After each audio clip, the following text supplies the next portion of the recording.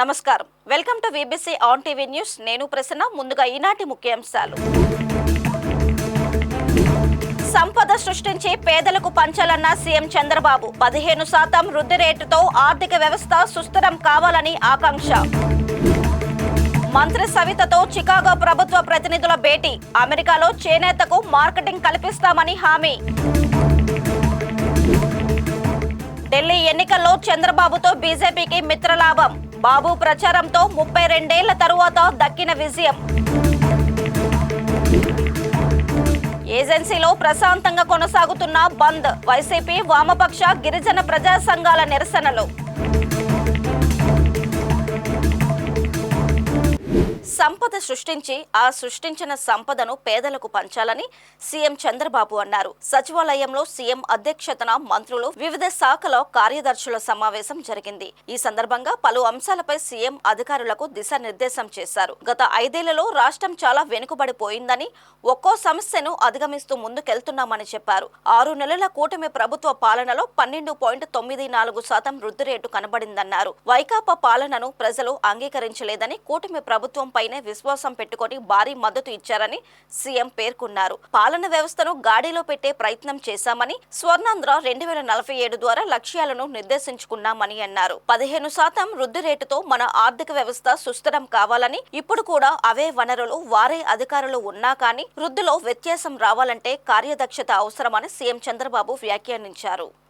8 నెలలుగా ఎగ్జాక్ట్ గా నేను ఎవ్రీ అవర్ క్యాలిక్యులేట్ చేసుకుంటున్నాను. బై టుమారో 12వ తారీఖు నేను ప్రమాణ స్వీకారం చేసి 8 months అవుతుంది. కొత్త గవర్నమెంట్ వచ్చి 8 months అవుతుంది. ఇచ్చిన తీర్పు కూడా మీరు చూస్తే ఒక హిస్టారికల్ మ్యాండేట్ ఇచ్చారు. ఇటీవల కాలంలో ఎప్పుడు కూడా ఇలాంటి మ్యాండేట్ రాలేదు. 93% స్ట్రైక్ రేట్. 93% స్ట్రైక్ రేట్ వచ్చిందంటే ఇక్కడుండే all of us including secretaries గడిచిన 5 సంవత్సరాల పరిపాలన ప్రజలు యాక్సెప్ట్ చేయలేదు. అందుకనే టోటల్గా రిజెక్ట్ చేసి మళ్ళీ ఒక న్యూ హోప్స్ పెట్టుకొని ముందుకు వచ్చే పరిస్థితికి వచ్చారు. డిఫరెంట్ టైమ్స్ డిఫరెంట్ ఛాలెంజెస్ ఉన్నాయి, కానీ ఇన్ని ఛాలెంజెస్ ఎప్పుడూ రాలేదు. ఒక పక్కన మొరేల్ ఆఫ్ ది ఆఫీసర్స్, ఇంకో పక్క some of the departments are defunct, some of the programs are derailed. Short term లో ఏం చేయాలని అవన్నీ కూడా సెట్ చేసి లాంగ్ టర్మ్ 2047 స్వర్ణ ఆంధ్రప్రదేశ్ కూడా డాక్యుమెంట్ తయారు చేశాం. మీ అందరి భాగస్వామ్యంతో Viksit Bharat government of India తయారు చేశారు. మనం స్వర్ణ ఆంధ్రప్రదేశ్ తయారు చేశాం. వికసిత్ భారత్ లో చాలా స్పష్టంగా ఏమేం చేయబోతాం వాళ్ళు చెప్పారు. మనం స్వర్ణ ఆంధ్రప్రదేశ్ లో మనం క్లారిటీ ఇచ్చాం. 15% గ్రోత్ రేట్ ఉండాల్సిన అవసరం ఉంది. CAGR 15% గ్రోత్ ఉంటే ఎంత డిఫరెన్స్ ఉందో ఫైనాన్స్ డిపార్ట్మెంట్, ప్లానింగ్ డిపార్ట్మెంట్ ఒకసారి ఎక్స్ప్లెయిన్ చేస్తారు.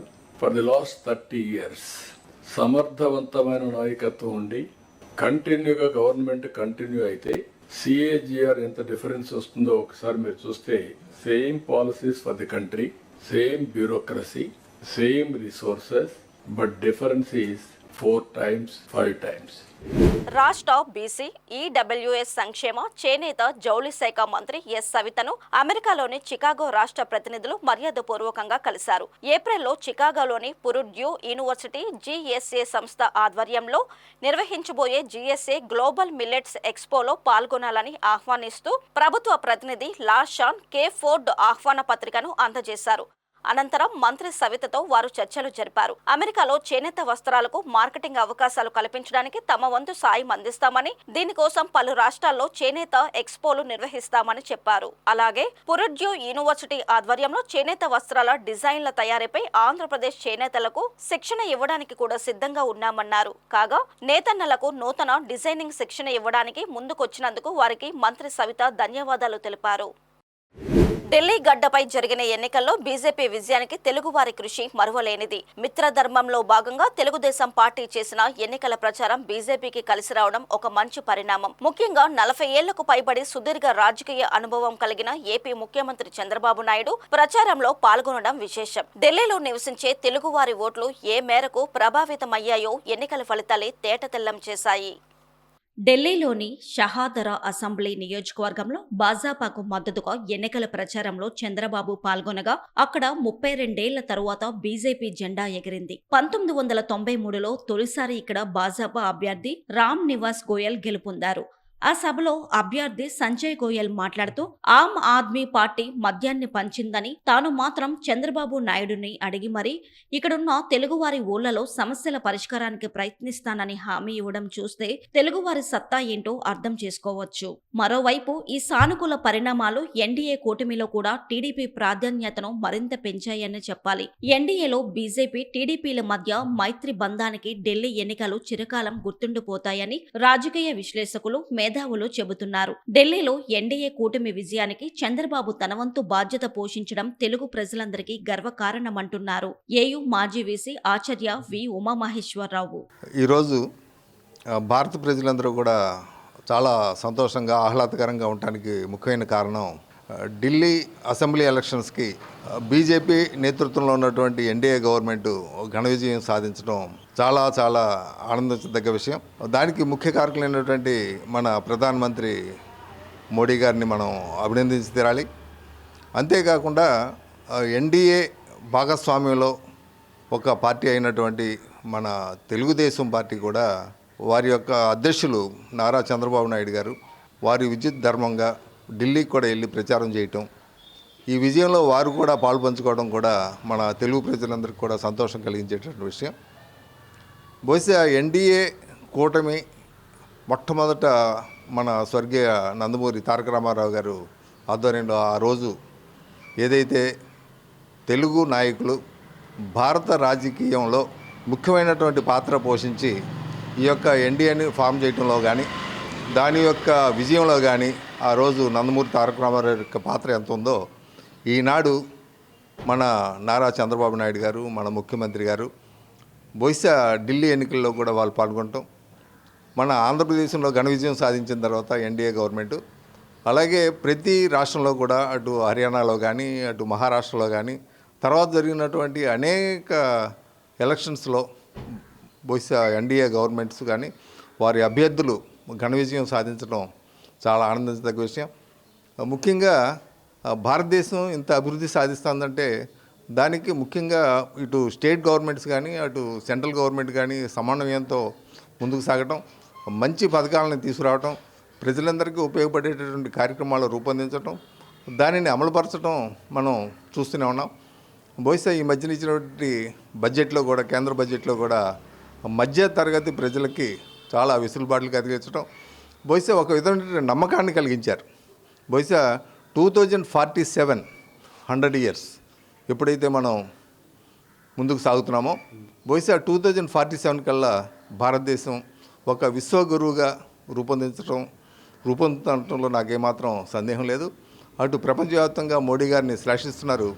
అంతకంటే ముందు కానీ తర్వాత కానీ మన ముఖ్యమంత్రి నారా చంద్రబాబు నాయుడు యొక్క నాయకత్వ లక్షణాలను ప్రపంచవ్యాప్తంగా అందరికీ తెలిసిందే. ఈ మధ్యన వారు అరెస్ట్ అయినప్పుడు కూడా ప్రపంచవ్యాప్తంగా అనేక దేశాల్లో ఒక నిరసనలు రావటం కానీ, వారు చేసిన అభివృద్ధికి అది తార్కాణం. డెఫినెట్గా మన ఈ ఏజ్లో మన ముఖ్యమంత్రి నారా చంద్రబాబు నాయుడు గారు సో ఎన్డీఏ భాగస్వామ్యంలో ఉంటూ ఎన్డీఏ యొక్క విజయంలో కూడా వీరు పాల్పంచుకోవటం సో భారత ప్రజలందరూ కూడా ఆనందించదగ్గ విషయం. వీరు ఆంధ్రప్రదేశ్కే కాదు, భారత ప్రజలందరికీ కూడా సుపరిచితులు.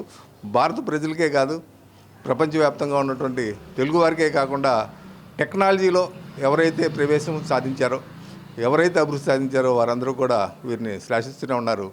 కాబట్టి 2047కి అటు మోడీ గారు, ఇటు చంద్రబాబు నాయుడు గారు అందరికీ విద్య, అందరికీ ఆరోగ్యం, అందరికీ ఆహ్లాదకరమైన వాతావరణం క్రియేట్ చేసి మంచి పరిస్థితులు కలిగించి భారతదేశంలో మంచి సొసైటీని ఏర్పాటు చేయడానికి వీరిద్దరూ కలిసి పనిచేయాలని మనస్ఫూర్తిగా కోరుకుంటూ వారికి ఈ సందర్భంగా అభినందనలు తెలియజేస్తున్నాను.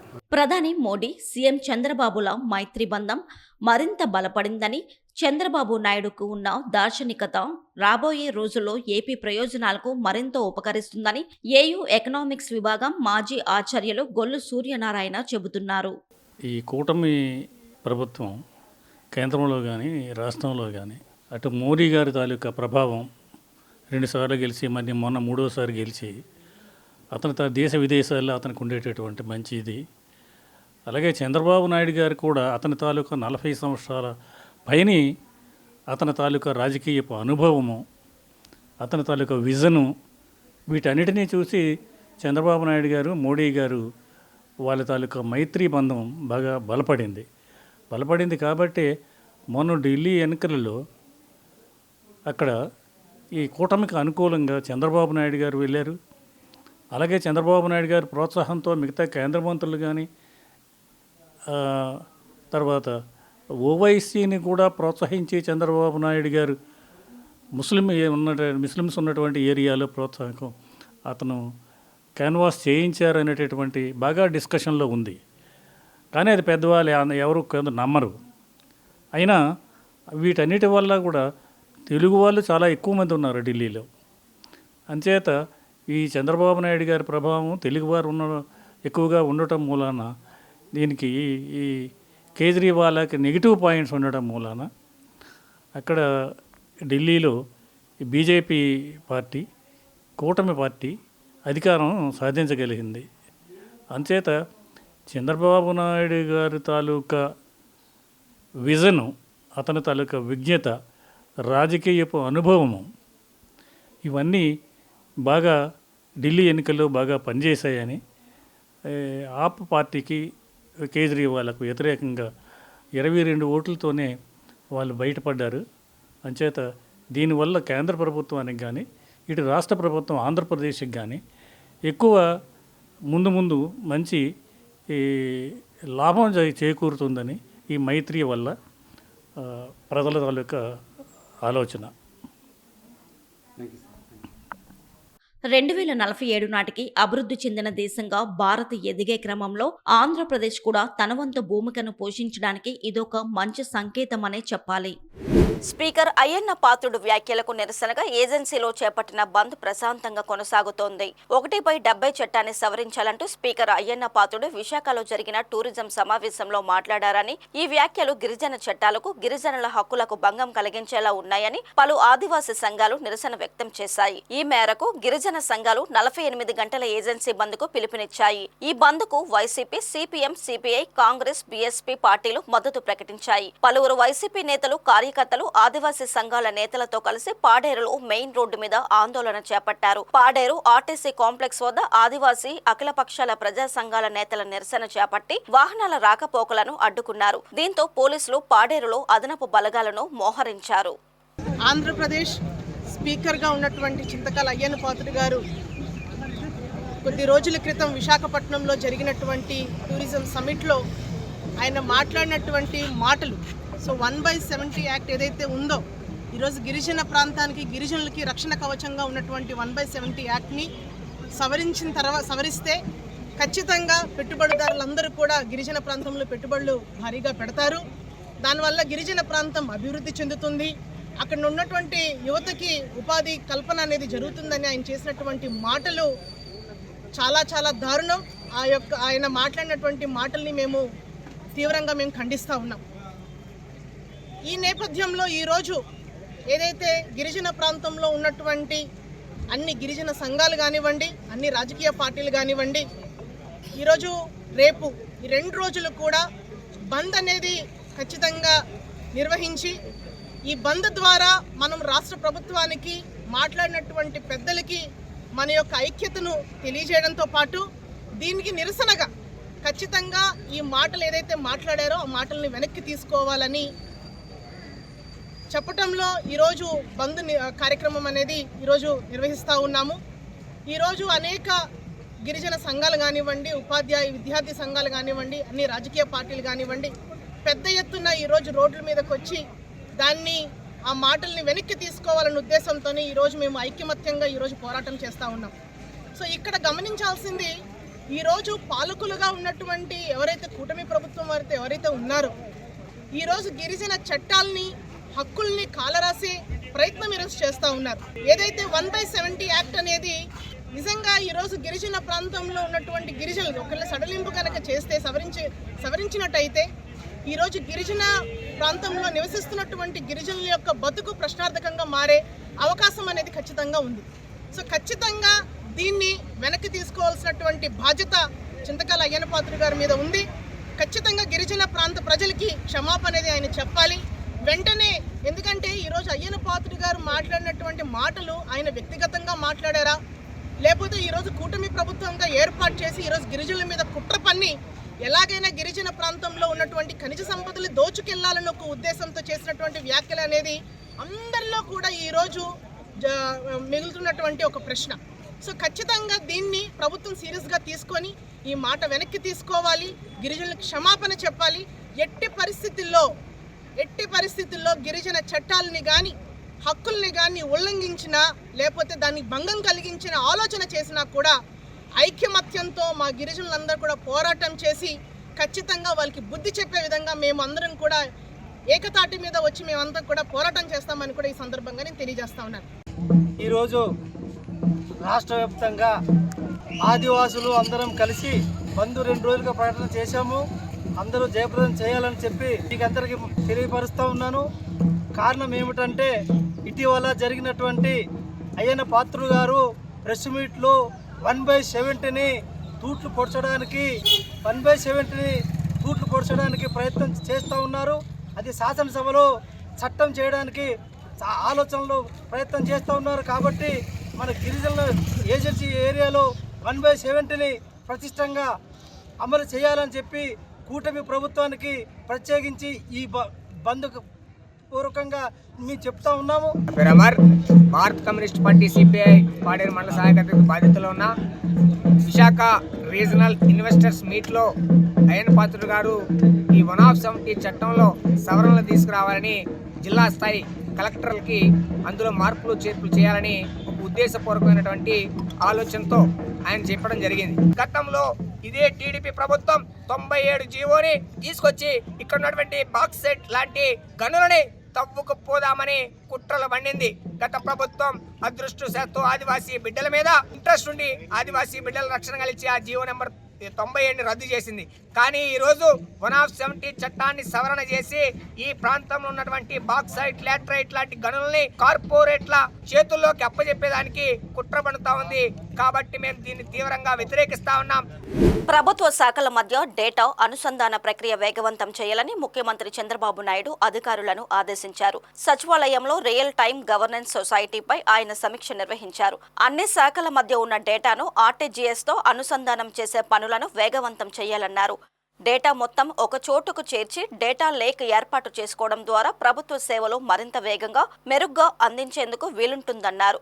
ఆర్టిఫిషియల్ ఇంటెలిజెన్స్, డీప్ టెక్నాలజీ లాంటి సాంకేతికతలను ఉపయోగించుకొని డేటాను విశ్లేషించుకొని ఆయా శాఖల పనితీరు మెరుగుపరచడానికి దోహదపడేలా ఆర్టీజీఎస్ సాంకేతిక సహకారం అందించాలని సూచించారు. వాట్సాప్ గవర్నెన్స్ ద్వారా ప్రజలకు సులభంగా సేవలు అందించగలమని పేర్కొంటూ ప్రస్తుతం అందిస్తున్న సేవలకు అదనంగా ఏ సేవలు అందించగలమో పరిశీలించాలని సంబంధిత అధికారులను సీఎం ఆదేశించారు.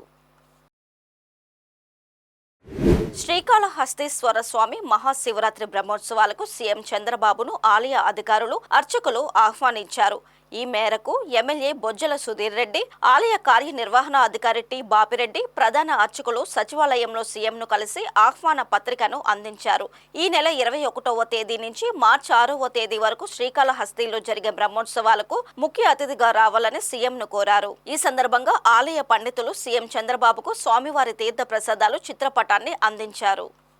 ప్రధానమంత్రి నరేంద్ర మోడీ ఏక్ భారత్ శ్రేష్ఠ భారత్ అతుల్య భారత్ నినాదంతో స్ఫూర్తి పొందిన వారణాసికి చెందిన సోనీ చౌరాసియా ఒక పెద్ద సాహస యాత్రని చేపట్టారు. గత 25 ఏళ్లుగా రోలర్ స్కేటింగ్ లో ఎన్నో ఉన్నత శిఖరాలు అధిరోహించిన ఆమె Guinness book of world record దిశగా కాశీ నుంచి కాశీ పేరుతో రోజుకు 120 కిలోమీటర్ల చొప్పున 10,550 కిలోమీటర్లు లక్ష్యంగా స్కేటింగ్ మొదలుపెట్టారు. మార్గ మధ్యంలో విశాఖ చేరుకున్న ఆమెకు క్రీడా భారతి ప్రతినిధులు స్వాగతం పలికి ఆమె చేపట్టిన ప్రయత్నాన్ని అభినందించారు.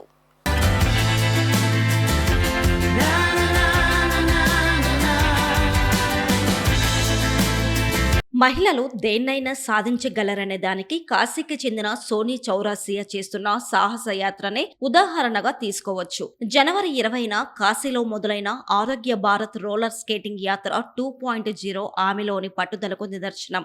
8 మందితో కూడిన బృందం ఆమె వెంట బయలుదేరగా 20 రాష్ట్రాలు, 500 నగరాలు, 10,000 గ్రామాలలో 10,550 కిలోమీటర్ల దూరాన్ని లక్ష్యంగా చేసుకుని యాత్ర కొనసాగిస్తున్నారు. సోనీ చౌరాసియా బృందానికి క్రీడా భారతి కార్యవర్గం వీరతిలకం దిద్ది వీడ్కోలు పలికారు. ఈ సందర్భంగా ఆమె తన యాత్ర అనుభవాలను మీడియాతో పంచుకున్నారు. मैं सोनी चौरसिया हूँ और इस इतनी बड़ी यात्रा 10,550 किलोमीटर करने की जो प्रेरणा है मुझे, मेरे राष्ट्र मातृभूमि से जो मेरा प्रेम है, मेरे गुरुजी मेरे साथ चल रहे हैं, मेरे सपोर्टिंग टीम मेरे साथ है। हम लोग प्रतिदिन 4:30 बजे उठकर प्रार्थना कर और हर दिन मेरे लिए नया होता है। लगभग 100 किलोमीटर से ऊपर मैं चलती हूँ और तब तक मुझे चलना है जब तक मैं अपने लक्ष्य को नहीं प्राप्त कर लूँ। मैं आध्यात्म और पौराणिक नगरी काशी से हूँ। मेरा घर काल भैरव मंदिर के पास है और गंगा माँ मेरे घर के पीछे है। तो मैं बाबा विश्वनाथ और माँ अन्नपूर्णा का आशीर्वाद लेके इस यात्रा पे निकली हूँ और आशा करती हूँ आप सबके आशीर्वाद से जिस संकल्प को लेके संकल्पित पथ पे चल रही हूँ वो 113 दिन में मैं पूर्ण करके अपने काशी सुरक्षित पहुँचूँ। मैं अपने सभी भारतवासियों को यही संदेश देना चाहती हूँ। मेरी उम्र इस समय 40 साल है। मैं 40 साल की उम्र में ये इनिशियल स्टेप ले रही हूँ कि मैं 10,550 किलोमीटर की यात्रा कर रही हूँ। वो सिर्फ इसलिए कर पा रही हूँ क्योंकि मैं स्वस्थ हूँ। यही संदेश मैं भारत के हर नागरिक को देना चाहती हूँ। योग को, आध्यात्म को और आयुर्वेद को अपनाएं ताकि आप निरोगी हो और आपके साथ हमारा देश निरोगी हो। मैं स्वयं मोदी जी के सांसदीय क्षेत्र काशी से हूँ। हमारे सांसद हैं और मुझे वो 2 बार सम्मानित कर चुके हैं। काशी की बेटी के नाम से मुझे बुलाते हैं। 126 घंटे लगातार कथक नृत्य जब मैंने किया था तो मुझे बेटी बचाओ बेटी पढ़ाओ का ब्रांड एम्बेसडर भी बनाया गया था। काशी का पूरा जो इन्वायरमेंट है वो अभी कभी अगर आपको आना हुआ तो आप जरूर आए, देखें, अपने जीवन काल में एक बार काशी जरूर आए और बहुत प्रगति पर है इस वक्त। जय हिंद, जय भारत। క్రీడా భారతి రాష్ట్ర ఉపాధ్యక్షులు వేణుగోపాల్ మాట్లాడుతూ సోనీ చౌరాసియా చేస్తున్న ప్రయత్నం అసామాన్యమైనదంటూ అభినందించారు. ఒక మహిళ అతిపెద్ద సాహస యాత్రను చేస్తుందంటే ప్రతి ఒక్కరూ అభినందించాలని, ఆమె లక్ష్యానికి మద్దతుగా నిలవాలని పిలుపునిచ్చారు. వేణుగోపాలరావు నా పేరు. క్రీడా భారతి అనేటువంటి ఒక క్రీడా సంస్థకి ఆంధ్రప్రదేశ్కి ఉపాధ్యక్షుల బాధ్యతతో పనిచేస్తున్నాను. క్రీడల్లో కానీ సాహస క్రియల్లో కానీ ఎవరైనా సరే ముందుకెళ్తే వాళ్ళని ప్రోత్సహించేటటువంటి పద్ధతి క్రీడా భారతి. ఈ క్రీడా భారతి ఈ యొక్క ఈ యాత్రని, ఈ స్కేటింగ్ చేసేటటువంటి ఈ సోనియా చౌరాసి అమ్మాయినటువంటి చేసే ఈ సాహస యాత్రని అభినందిస్తున్నాం. అభినందించి క్రీడా భారతి అన్ని కేంద్రాలు కూడా మన ఆంధ్ర ప్రాంతంలో ఉన్నటువంటి ఈ స్కేటింగ్ చేసే యాత్రాపరంగా కూడా మేము అన్ని సహాయ సహకారాలు కూడా అందించడానికి సిద్ధంగా ఉన్నామండి. ఈ యొక్క గత జనవరి 20న బయలుదేరి కాశీ నుంచి బయలుదేరి అనేక రాష్ట్రాలని, ఒడిశా రాష్ట్రాన్ని చుట్టి శ్రీకాకుళం, ఇచ్చాపురం, బెరంపురం నుంచి పలాస మీదుగా రణస్థలం మీదుగా బయలుదేరి మన విశాఖ చేరుకున్నారు. వారికి మీ క్రీడా భారతి తరఫున ఘన స్వాగతం తెలిపాము. మా క్రీడా భారతి అధ్యక్షులు మాణిక్యాలరావు కూడా వారికి వారి సందేశాన్ని అందించారు. ఆ రకంగా వారి ఈ క్రీడల్లో రాణిస్తూ ఇక్కడ నుంచి వీరు తెలంగాణ ప్రాంతానికి వెళ్తారు. అక్కడ కూడా వీళ్ళు ఆదరించడానికి క్రీడా భారతి సంస్థ సిద్ధంగా ఉంది. ఈ యొక్క ఒక మహిళ ఈ చిన్న వయసులోని క్రీడల్లో ఈ యొక్క స్కేటింగ్లో చాలా రిస్కీ ఈవెంట్. మామూలుగా ఆటల కన్నా స్కేటింగ్ అనేది చాలా స్కిల్ ఉండాలి, శక్తి ఉండాలి, టాక్టిక్స్ ఉండాలి. ఆ రకంగా ఆ యొక్క సుమారుగా ఒక బ్రహ్మ విద్య లాంటి విద్యని ఆవిడ చిన్నతనం నుంచి అభ్యసించి అనేక సార్లు ఆ యొక్క లిమ్కా రికార్డ్ని సిస్టమేటిక్గా, సైంటిఫిక్గా రికార్డు తోడి కొత్త రికార్డు చేయడానికి ప్రారంభించినటువంటి నిర్ణయాన్ని మేమంతా అభినందిస్తూ వారిని ఈ రకంగా ఉత్సాహపరుస్తున్నాం. సోనీ చౌరసియాకు ఆది నుంచి శిక్షణ ఇస్తూ వస్తున్న రాజేష్ డోగ్రా మాట్లాడుతూ 25 ఏళ్లుగా సోనీ చౌరసియా ఎన్నో మైలురాళ్లను అధిగమించిందని, ఇప్పుడు చేస్తున్న యాత్ర పరిపూర్ణమై ఆమె Guinness book of world records లో స్థానం సంపాదించేలా ప్రతి ఒక్కరూ సహకరించాలని విజ్ఞప్తి చేశారు. కాగా సోనీ చౌరసియా చేపట్టిన యాత్ర మే 12వ తేదీతో తిరిగి వారణాసిలోనే ముగియనుంది. वंदे मातरम। मैं राजेश डोगरा। सोनी चौरसिया जी जो 10,550 किलोमीटर की यात्रा कर रही हैं, इसके पहले इन्होंने कश्मीर से कन्याकुमारी 5,011 किलोमीटर की यात्रा की थी सन 2022 में, और उससे भी पहले सन 2016 में 126 घंटा 5 मिनट तक लगातार कथक नृत्य करके अपने को साबित कर दिया था। और उससे भी पहले इन्होंने रोलर स्केट पे लगातार 24 घंटा तक 2010 में स्केटिंग करके लिम्का बुक का रिकॉर्ड बनाया। तो 3 लिम्का बुक का रिकॉर्ड और 1 गिनीज बुक का रिकॉर्ड ये ऑलरेडी बना चुकी हैं। और ये जो रिकॉर्ड अभी बनाने जा रहे हैं 10,093 किलोमीटर का, ये कनाडा का रिकॉर्ड है, जो कि अगस्त 2021 में बना था। उसको ब्रेक करने का प्रयास चल रहा है। जो ये 10,550 किलोमीटर कर रही हैं, गिनीज बुक के लिए कर रही हैं ये रिकॉर्ड। और पूरा विश्वास है, क्योंकि मैं इनको अच्छे से इसलिए जानता हूँ क्योंकि पिछले 25 साल से हमारे देख रेख में ये प्रशिक्षण ले रही हैं और ये सब काम कर रही हैं। तो इसकी स्टेमिना के बारे में मैं अच्छे से जानता हूँ, और उसी हिसाब से इनको हम अपने मार्गदर्शन में लेकर के चल रहे हैं। और हमें पूरा विश्वास है कि ये अपने लक्ष्य को प्राप्त कर लेंगी, क्योंकि मेरा पुराना अनुभव रहा। मैं खुद 15,000 किलोमीटर की यात्रा रोलर स्केट पर कर चुका हूँ पहले, 1988 से लेकर 1994 तक। तो वो अनुभव इनको काम आ रहा है, और अब ये खुद भी इनको अनुभव हो गया है, जो कि कश्मीर से कन्याकुमारी कर चुकी हैं। तो बाबा विश्वनाथ से और आप लोग तो सबका सहयोग रास्ते में मिल रहा है, हौसला बढ़ रहा है। और आंध्र प्रदेश की सड़कें तो वास्तव में बहुत बेहतरीन, बहुत अच्छी सड़क है। जो हम लोग लक्ष्य लेकर चल रहे हैं उसको हम आसानी से प्रतिदिन पार कर ले रहे हैं। इसी तरह आशीर्वाद बना रहेगा, और ये सोनी अपना ये रिकॉर्ड करके 12 मई को काशी पहुँचेंगी।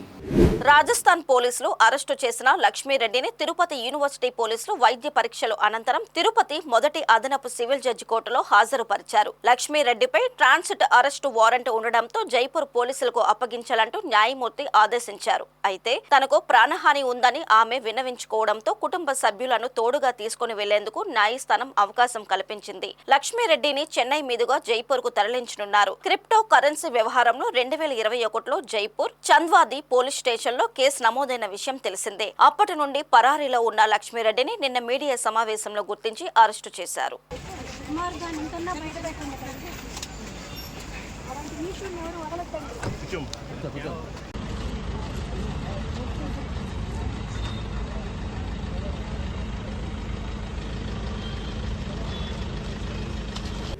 సొంతింటి నిర్మాణం కోసం 3 సెంట్ల స్థలం ఇవ్వాలని కోరుతూ పలువురు పేదలు రేణుగుంట ఎంఆర్ఓ కార్యాలయం వద్ద ధర్నా నిర్వహించారు. సిపిఐ ఆధ్వర్యంలో జరిగిన ఈ ధర్నాలో కూటమి ప్రభుత్వం ఇచ్చిన హామీని నిలబెట్టుకోవాలంటూ నినాదాలు చేశారు.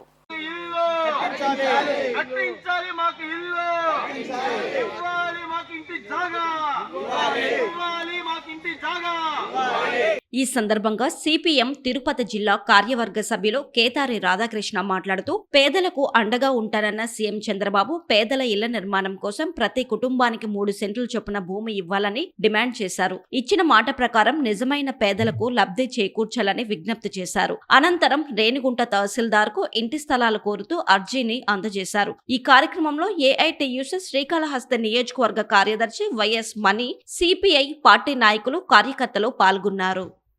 రేణిగుంట మండలంలో ఉన్నటువంటి పేదలందరూ ఖాళీ స్థలాలు ఇవ్వాలని చెప్పని వాళ్ళ అమ్మారు ఆఫీస్ కాడికి ధర్నా కార్యక్రమం చేపట్టాం. గత ప్రభుత్వంలో ఇచ్చినటువంటి పట్టాలని ఊరు కవతలు ఇచ్చారని చెప్పని, మా ప్రభుత్వం వస్తే మేము మెరుగైనటువంటి స్థలాలు ఏర్పాటు చేస్తామని చెప్పని కూటమి ప్రభుత్వం చెప్పింది. దాంతోనే ప్రజలందరూ కూడా అత్యధిక మెజార్టీతో కూటమి ప్రభుత్వం గెలిపించారు. అంటే ప్రభుత్వం వచ్చి 9 నెలలుగా వస్తున్న ఇచ్చిన మాట నిలబెట్టుకోవాలని చంద్రబాబు నాయుడు గారికి దృష్టికి తీసుకురావడానికి ఇవాళ ధర్నా కార్యక్రమం చేపట్టాం. ఎవరైతే రూరల్ మండలం ఉండడానికి 3 సెంట్లు, అర్బన్ మండలం ఉండడానికి 2 సెంట్లు స్థలాలు ఏర్పాటు చేసి వాళ్ళు కట్టుకోవడానికి 5 లక్షల రూపాయల రుణం ఏర్పాటు చేయాలని చెప్పని మనం రాష్ట్ర వ్యాప్తంగా కూడా ఈరోజు భారత కమ్యూనిస్ట్ పార్టీ సిపిఐ ఆధ్వర్యంలో ధర్నా కార్యక్రమం చేపడతాం. అందులో భాగంగానే ఈ రేణుగుంట మండలం పేదలు వేలాది మంది నిరుపేదలు ఇల్లు లేకుండా ఉన్నారు. వాళ్ళందరూ కూడా ఇల్లు కేటాయించాలని చెప్పని ఎంఆర్ఓ గారి దృష్టికి తీసుకొచ్చి వెంటనే ఎవరైతే పేదలకి ఇళ్ల స్థలాలు ఏర్పాటు చేసిమని ఈ సందర్భంగా విన్నవించుకుంటున్నాం. ఈ వార్తలు ఇంతటితో సమాప్తం. మరిన్ని విశేషాలతో మళ్ళీ కలుద్దాం.